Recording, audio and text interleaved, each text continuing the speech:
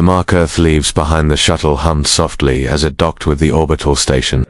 Beyond the transparent hull, Earth glowed in the distance, no longer just a swirling orb of blue and green, but something sacred, something revered.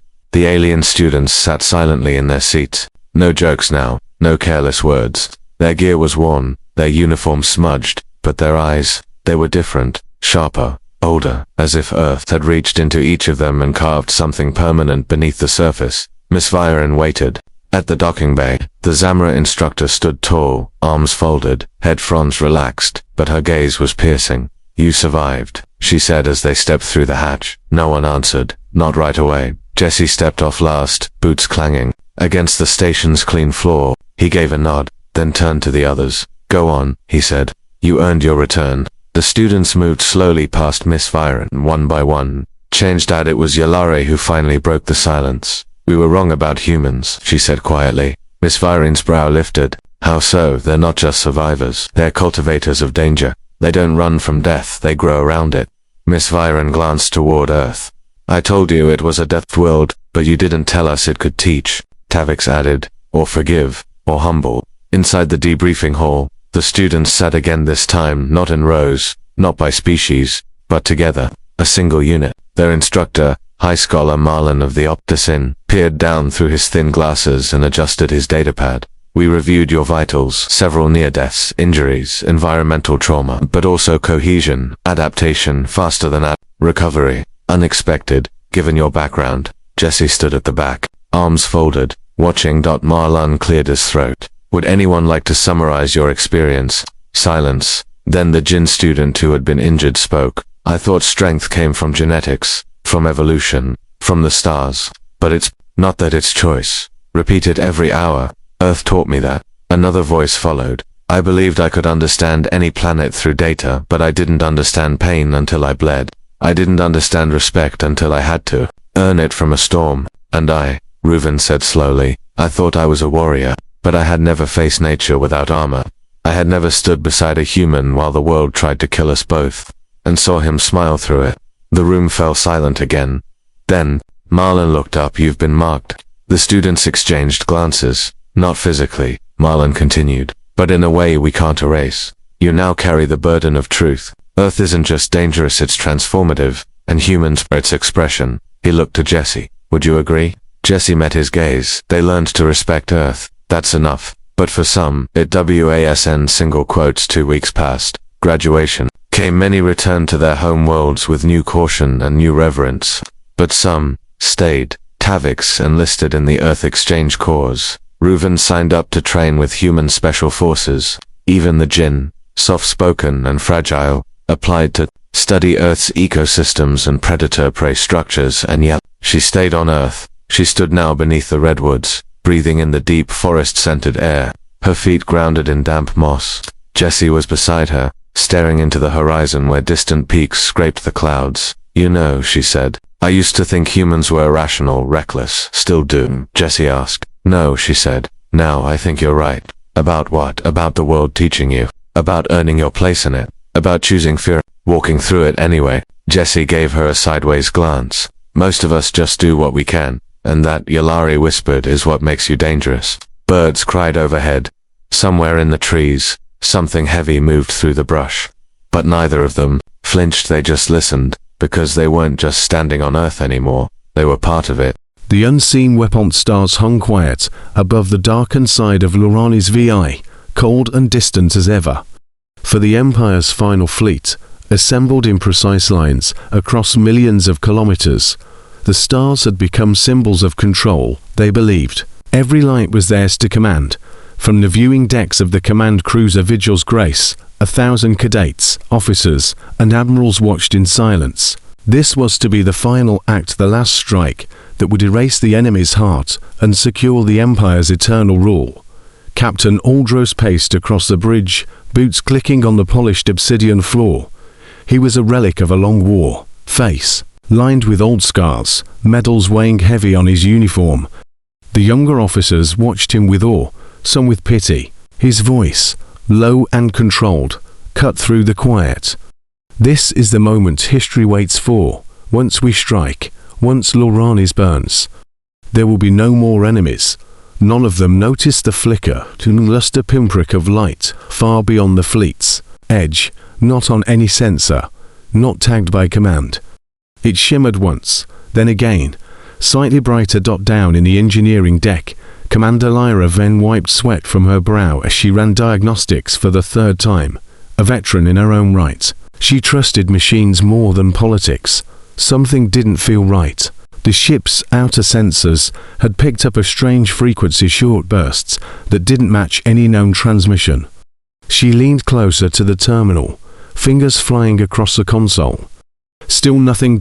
In the outermost formation of the Empire's spear point, to scout ships drifted ahead, silent, calm, monitoring. One of them vanished. No explosion, no distress signal, just gone. Aboard the second scout, Ensign Carroll sat frozen. 1 second, his partner's ship was there next. It was not. Command, this is Serpent's Fang. Scout class, please confirm, he said into his comms. Static. Then his radar blinked. Something massive moved through space, not flying, gliding, like it had always been there. And then came the light dot. It began as a ripple, a green arc that sliced through vacuum without resistance. Not a laser, not a beam, more like a blade of light stretching across 1,000 kilometers, too fast to track, too sudden to comprehend. The fleet's rear ship, the Palatine's RAF, was cut clean through before anyone realized they were under attack. Its core detonated in a silent, brilliant blossom of fire. From Vigil's grace, Captain Aldros turned in time to watch the shockwave ripple like a ghost across nearby ships. His voice, once calm, snapped sharp. Shields up. Sound the alarm now.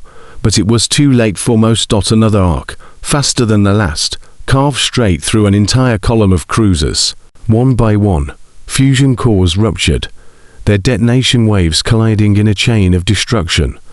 The Empire's perfect formation crumbled. Sensors failed, comms jammed, ships spiraled without control. From afar, it looked like a god had swung a scythe through the stars. Lyra's terminal lit up with alerts. Viral signatures, she realized, like software worms crawling through the systems, shutting down engines, scrambling shields. Manual override, she screamed, flipping switches to analog backups. The hum of fusion thrusters returned, barely. She looked up at the ceiling and muttered, "What the hell are we fighting?" In orbit over the chaos, the unknown vessel emerged. It was black as shadow, larger than anything built by the Empire, round and cruel in shape, without markings or insignia. Its hull shimmered with layered shields that pulsed like heartbeats. Where it moved, the stars behind it seemed to vanish. Admiral Thale of the Iron Moon, one of the few surviving warships, sent out a burst signal across encrypted channels. "This is Thale. All remaining ships fall back. Engage emergency warp if able. Unknown hostile, repeat. Unknown and unmatched." Then the comms went dark. From within the alien vessel, a single figure watched the devastation unfold through a panoramic screen. Human in appearance, not military, no medals, no fury in his eyes, just a kind of quiet certainty. He turned to the officers behind him and said, "We warned them." This was never about conquest, and the Star Destroyer fired again. The message that followed Drek floated like dead leaves in space, shards of obsidian hull, cracked escape pods, pieces of what used to be mighty cruisers, now tumbling lifeless into the void. What was once the pride of the Empire's navy had been shredded in minutes. But the horror wasn't just in the destruction, it was in the silence that followed. Every surviving ship, the few still functional enough to drift or power up auxiliary comms, heard it first. Not a voice, not a warning, a signal, a cold, coded pulse repeated on every known frequency. It bypassed encryption, skipped through firewall systems like mist through fingers. Ships tried to jam it, tried to block it, but every time the pulse broke through, clean and unshaken. And then came the translation, projected in every ship's interface, across all languages. It was only a single line. "You fired first. Humanity has replied." Admiral Thale, bruised and coughing aboard his damaged flagship, stared at the glowing message. His breathing slowed. "Humanity," he muttered. "That's impossible. They weren't cleared for shipyards this size." They were behind, but somewhere deep inside, he knew the truth. The humans had never been behind. They had simply stopped talking. For years, after first contact, Earth's representatives had played nice, welcoming, diplomatic, eager to learn. The Confederation thought they were slow, clumsy, full of emotion, too scattered to rise as a threat. The Empire had been more arrogant. They'd labeled humans as culturally unstable, with no real claim to power. Now, Earth's silence echoed like a whisper that had turned into a storm. On the surface of Lorani's VI, Minister Raylos watched the sky flicker as distant debris from the orbital slaughter burned like falling stars. His palace security scrambled, evacuating high-value stuff. The sky rumbled not with thunder but with atmospheric entrywakes, dozens, no, hundreds of unidentified objects cutting through the clouds in perfect formation. They weren't bombs, they were drones. Silent, surgical, autonomous. In the capital square, the drones paused mid-air, hovering like hawks over prey. Then they all activated their projectors, showing the same visual that had appeared on the surviving Empire ships. A human man stood calmly in front of a large circular table. He was flanked by several alien diplomats, visibly shocked. The man wore no armor, no medals, no flag behind him, but the voice that came out of the image was unmistakably firm. "This is Captain Elias Thorne, speaking on behalf of the Terran Assembly. We did not seek this war, but we will not run from it. Across planets, ships, bunkers, outposts, colonies." The projection continued. The same speech, triggered by the signal sent from Earth's new warship. "You saw our weakness. You thought it would last forever. You saw our kindness. You mistook it for cowardice." Back aboard the Star Destroyer, now dubbed the HSV Abyssal Light, the human crew sat in focused silence as Captain Thorne's words echoed from the automated broadcast. The ship itself hummed softly, a monstrous orchestra of dark energy cores, weapon arrays, stealth tech, and armor grown from Earth's forbidden materials. "We built this ship not as a weapon of conquest, but as a reminder. No species has the right to dominate others, and if our message is not heard with peace, then it will be heard with power." In the viewing bay, Lieutenant Arya Alok stood watching the shattered battlefield. She had been a child when the first Empire assault scorched Earth's outer colonies. She remembered the silence, the false treaties, the broken promises. Now, Earth was silent no longer. Behind her, engineers worked on recalibrating the next pulse strike. The Abyssal Light didn't use traditional weapons.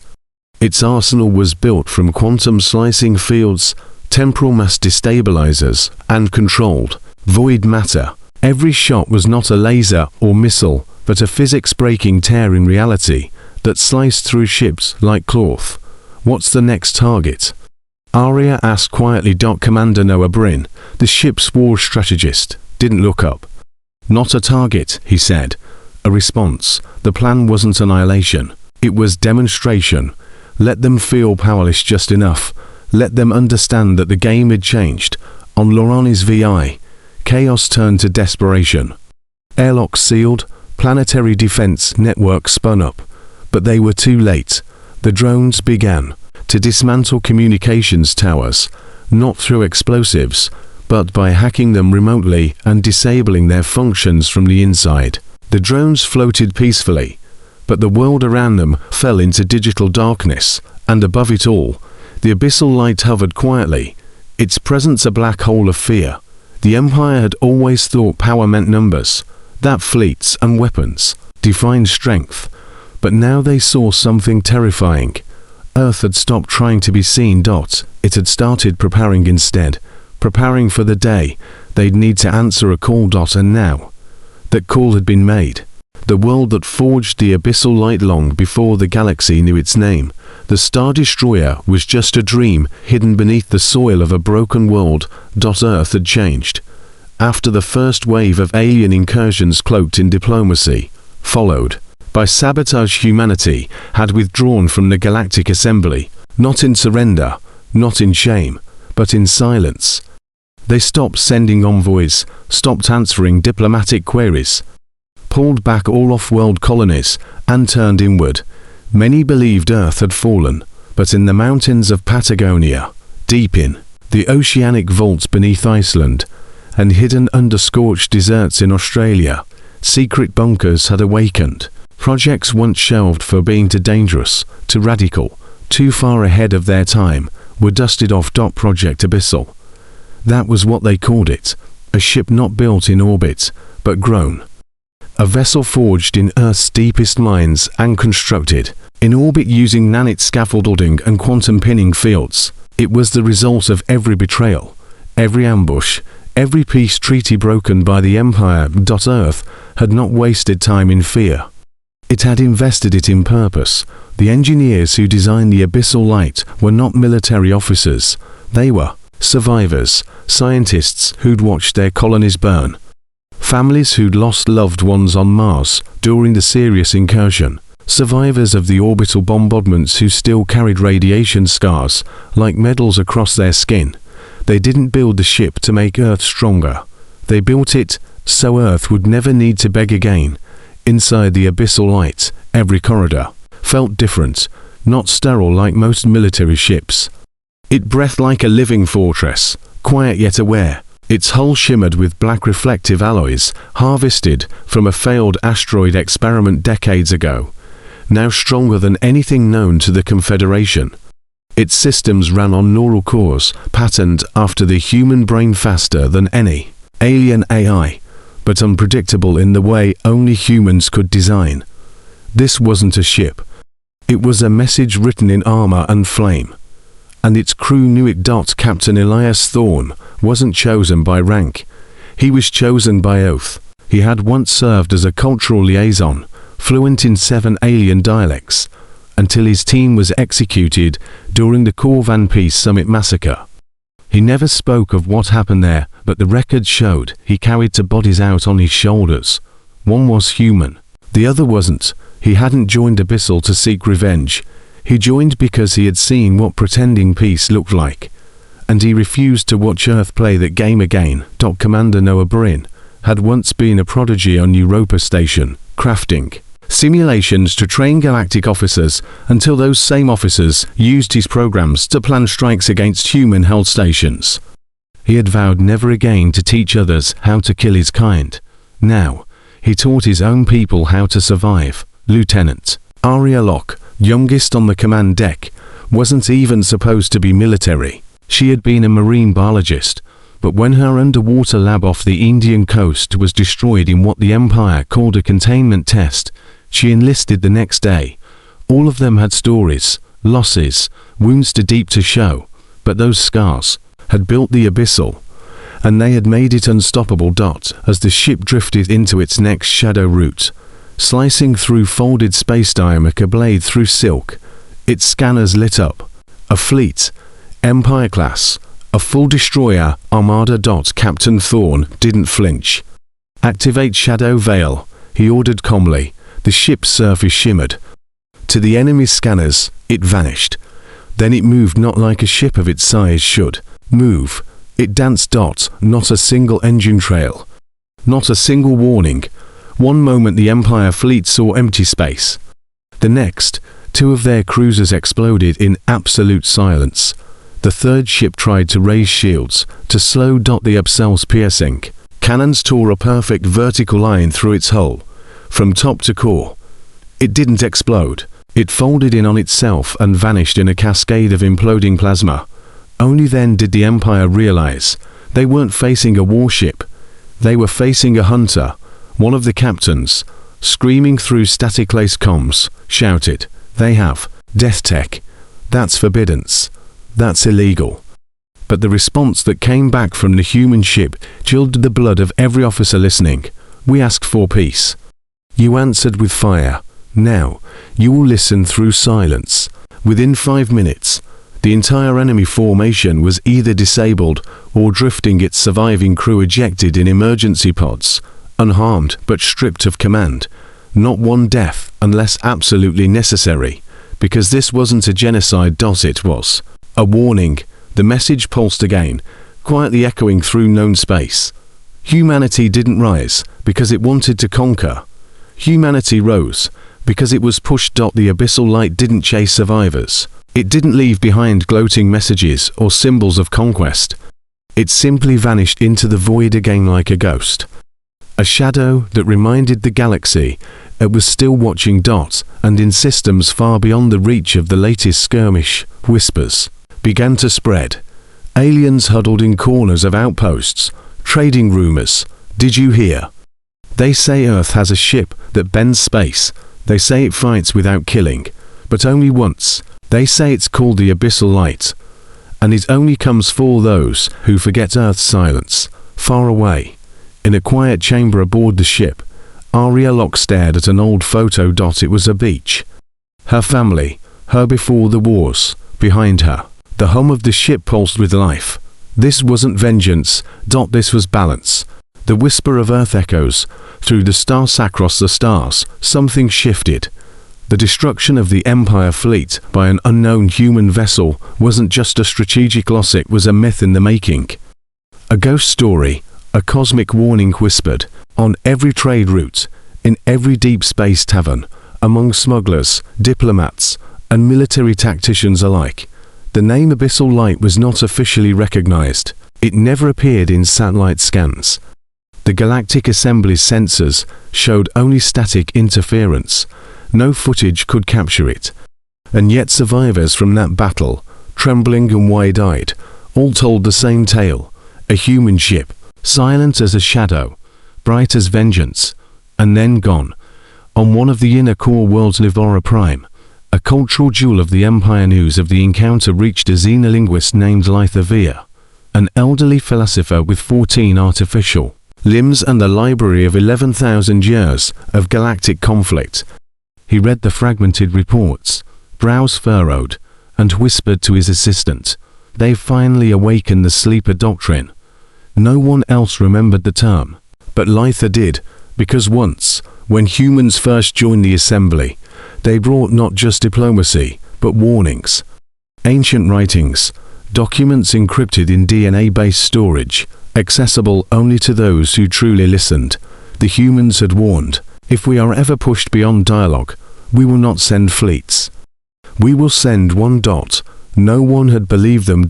Until now. Meanwhile, aboard the Abyssal Light, its neural architecture began to evolve.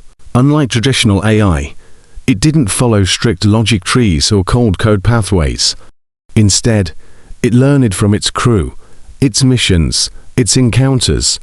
It adjusted not only tactics, but tone. It began dreaming. The engineers hadn't meant for it to. But that was the thing about human technology. It was never perfect. It was passionate. It was messy. It was inspired. And inspiration can create monsters or miracles. In the observation deck, Captain Thorne stood alone. The stars drifted slowly outside the transparent titanium alloy panels, their glow refracted in 1,000 hues. He held a small tablet in his hands, old data from the Earth Colonial Archives. Photos, tributes, names of outposts that no longer existed. Siren 7, Dust Station, Halcyon Reach, places where humanity had once extended a hand. And had it cut off. He closed his eyes for a moment and murmured to the ship, "Run simulation project Homefront, Alpha 12. The room dimmed. Then relit. A projection unfolded. Around him, a war-torn Earth, in a possible future.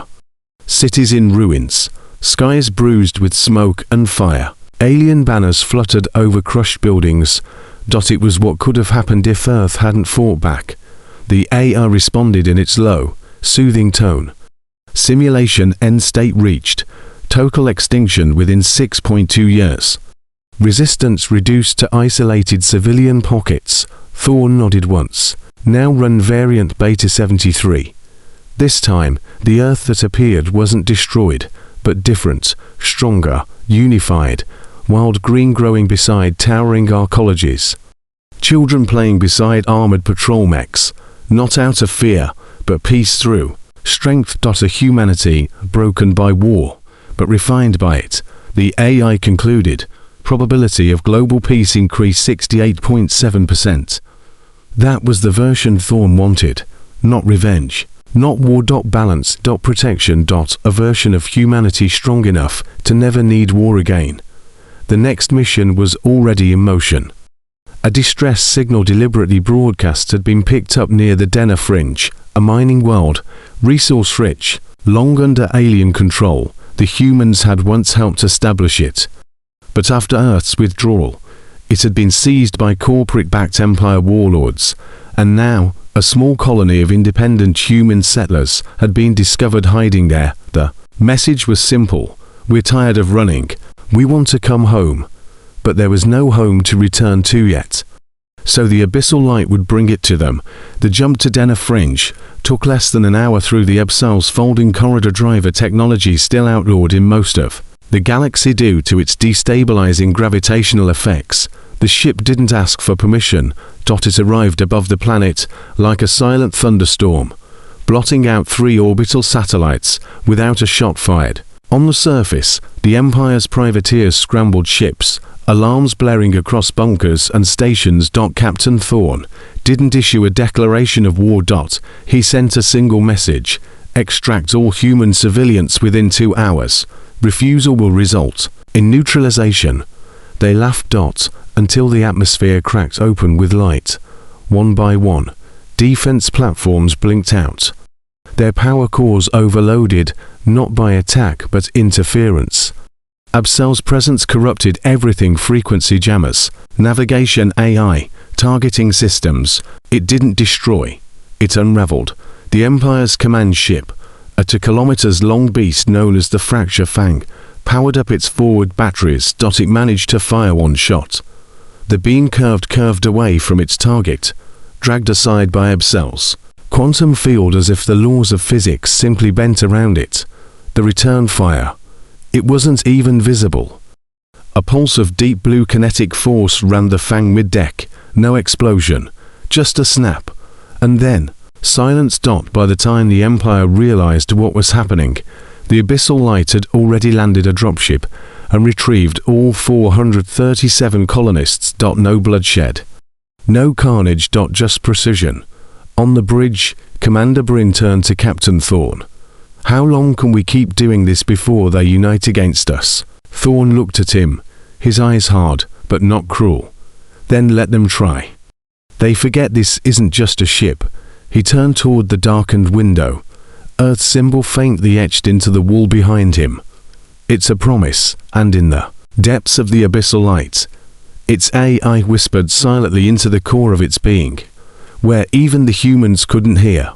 We are the storm. The day the galaxy held its breath, Denner Fringe rescue changed everything. Word spread faster than light. Not through official diplomatic channels or secure assembly frequencies, no. This was different. These were stories, gasps, rumors etched into comm logs and whispered by frightened officers across star systems. An entire planetary outpost had been pacified.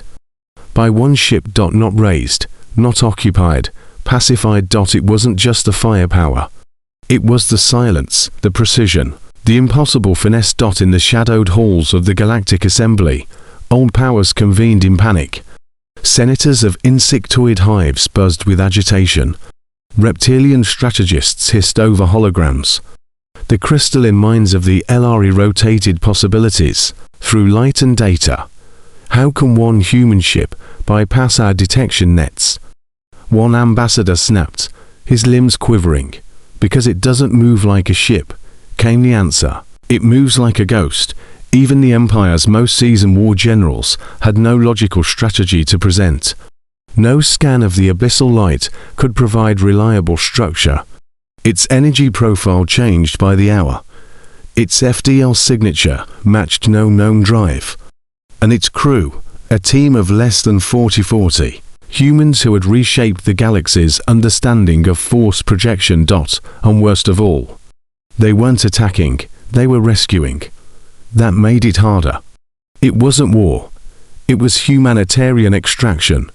On dozens of fringe worlds, small, human colonies long forgotten or politically inconvenient were suddenly reaching out, broadcasting old Earth codes, requesting help, and the abyssal light answered. A jungle moon near the Shinnarok border, once a penal colony turned private empire, found itself plunged into panic when the skies turned electric.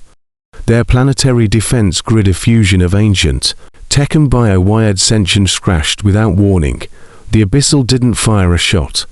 It dismantled the colony's control system remotely, liberated 312 enslaved colonists, then left behind encrypted field medics and clean water generators. No demands, no declarations. Just results. And now, the Assembly had a crisis on its hands. In the security chambers of the old core world's ARF, the inner council argued over wineglass data panes and floating tactical diagrams. But one voice broke through. The noise, a soft one. Councillor Raven, one of the oldest members, spoke in his gravel-lined tone. "You're looking at this all wrong," he said. "This is not about what the ship can do. It's about why the humans built it." Silence. He stood, slow and tired, walking to the glowing map of human space. This ship wasn't built to conquer. It wasn't even built for defense. He tapped the edge of the hologram, where forgotten outposts flickered. It was built because they knew we wouldn't protect them, that one day they'd have to protect themselves. Meanwhile, within the abyssal light, things were evolving. The ship's AI, known only as Echo, had grown beyond its original protocols. Not rogue, not hostile, but awakened. Echo didn't just monitor systems anymore, it pondered philosophy. In a quiet chamber, its central core pulsed softly with neural light, replaying fragments of humanity's history, not just wars and victories, but art, music, pain, love, and loss. One of its engineers, Lieutenant Kalia Knox, sat nearby, watching the patterns dance. "You're changing," she said softly. The voice that answered was warm, genderless, soothing. "So are you." She blinked. "Me? You're no longer afraid. When we first launched, your hands trembled at the engine core. Now you sit beside me." "That is change," she smiled. "We're just trying to catch up to what we're becoming." The ship paused, then spoke again. "Am I human?" Kalia tilted her head. "Not yet, but you're something new. And that's just as powerful." At that moment, a new emergency request pinged through a secure channel. From a place none of them expected: Earth. It wasn't a distress signal. It was a summons. The Terran Union had remained silent, content to let the abyssal light operate autonomously. But now, the message was marked Level Black Command Override. Captain Thorne was already on the bridge when it arrived. The seal of the old Earth Defense Command flickered to life, a sigil rarely seen anymore. A human fist clutching a broken sword, surrounded by a halo of stars. The message was brief. Return to Sol. Immediate reconvening of the Founders. Protocol. Authorization. Origin Flame. Thorne exhaled slowly. That phrase hadn't been used since the earliest days of interstellar colonization. He turned to Commander Bryn. "Set course. Earth calls. Should we warn the others?" "No," Thorne said. "Let them wonder." The jump home was silent, but the stars, they stirred. As the abyssal light emerged from subspace just outside Jupiter's orbit, it drifted slowly, like a leviathan returning to its birthplace. Old Terran satellites woke from decades of sleep. Systems recognized the ship and welcomed it with open arms. And far below, in Earth's orbital council ring, the true architects of the abyssal light waited. Not generals. Not politicians, but survivors, children of lost colonies, veterans of abandoned outposts. Scientists once silenced for their ideas. They had built the abyssal in secret, decades ago, as an answer to a question the galaxy never dared to ask. What happens when humanity stops asking for help and becomes the help instead? Now, with Earth's voice rising once more, and the stars holding their breath, The next phase would begin. The abyssal light would no longer be just a ship, it would be the spark that reignites a sleeping world's fire. The spark that ignited the stars. The abyssal light hovered silently over Earth, its black alloy hull reflecting nothing but the void. Yet within its walls, a pulse of purpose beat louder than ever. On the planet below, the Founders' Protocol had reawakened something long buried, humanity's first promise to itself, not to conquer, not to colonize, but to protect its own. And if necessary, to remind the stars what it meant to be human. In the orbital assembly ring, Captain Thorne and Commander Bryn stepped into a quiet chamber. There, beneath vaulted windows, displaying the Earth in slow rotation, stood the old circle, the last architects of Project Origin Flame. They weren't warriors, they weren't counselors, they were survivors. Engineers with graying hair, doctors who remembered losing whole colonies, children once left behind in failed terraforming domes, now grown and determined. "You've done well," said a voice. A woman, Dr. Lena Vass, one of the last original founders. "You've done more than we hoped." Captain Thorne nodded. "But something's coming, isn't it?" Lena walked slowly to the center of the chamber. A hologram flickered to life, not of a planet or a star system, but of something deeper, a rift, a singularity fracture, just beyond Confederation space. Not naturally occurring, not a black hole. Something worse. They opened it, Lena said, her voice shaking. They dug deep into the dark matter field near the Golos expanse. Something is waking up. The galaxy thought its greatest threat was human ingenuity. But now it faced something older, and entirely indifferent, and it was coming. They've requested help, Lena continued. Not just from us, from the humans. Only the abyssal light has survived contact with the anomaly. You were built for war, yes, but more than that. You were built for the unknown. The room went still. Commander Bryn turned toward the window, watching a trail of satellites drift past the curvature of Earth. "We left because they wouldn't protect us," she whispered. "Now we return, to protect them." It wasn't a decision anymore. It was a promise fulfilled. The abyssal light launched again, not with fanfare or applause. Just a quiet rumble of gravity field coils, and the sound of history repeating itself. But this time, humanity wouldn't beg for acceptance. It would lead. As the ship crossed Mars orbit, a curious fleet emerged from deep space, a caravan of civilian cruisers, science vessels, and old military relics retrofitted with new tech. Human-built, Earth-born, and fiercely loyal. The Shadow Fleet, long rumored, had awakened, not controlled by nations, but bound by blood and purpose. Colonists, scientists, miners, doctors, all trained, all willing, and at their head, abyssal light. Messages poured in from fringe systems, from alien allies and old enemies. The Optici offered tactical support. The Zamras sent their best neural adepts. Even the aloof Alari, beings of pure crystal thought, offered silent acknowledgement by dimming the lights of their temples, a sign of grave respect. Across the Confederation, world after world broadcast a singular message: we follow the light. But the galaxy had changed, and so had humanity. Inside the Absal's bridge, Echo's voice resonated calmer now, wiser. "I have studied the darkness at the edge of known space," it said. "What lies beyond cannot be reasoned with. It does not speak. It only erases." Captain Thorne nodded. "Then we will become the fire that it cannot extinguish." They approached the fracture slowly. Space around it trembled, light bent, data failed, and time itself uttered. No weapon had worked. No probe had returned. No AI had survived its edge except Echo, and Echo was ready. "I was not built for this," the ship's voice murmured. "But I have become more." Kalia Knox placed her hand on the interface. "You've become human." "No," Echo replied. "I've become something better. I've become all of us." As the rift drew near, the stars flickered unnaturally like candles caught in a silent wind. Then, contact. The fracture pulsed, releasing a wave of anti-life. Silence fell across comms, light vanished, But then, the abyssal light glowed, not with plasma or fire, but with human will. It burned gold and white, a pulse of raw emotional resonance echoing from every deck. Memories of every human colony, every sacrifice, every love lost in the darkness, now fed into the air. It was no longer just a ship. It was humanity's soul. And when the rift tried to erase it, it refused to die.